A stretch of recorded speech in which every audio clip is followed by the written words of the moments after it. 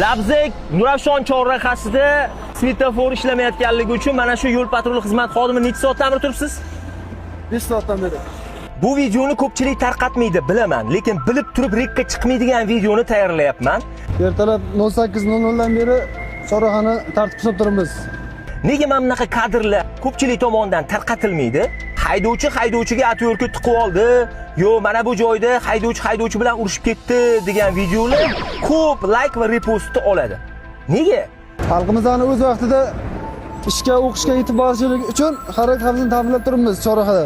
Labzak Nurafshon ko'chalari chorrahasida 6 soatdan beri tok yo'q, svetofor ishlamayapti. Agar 1 soat turing, boshingiz aylanib, mazangiz qochib qoladi.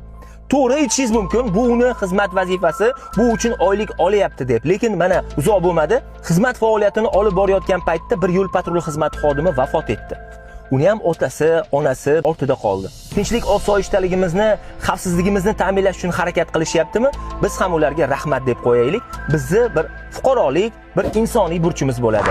Rahmat deb yozib, bu videoni maksimal darajada tarqatib qo'ysanglar, men xursand bo'lgan bo'lardim.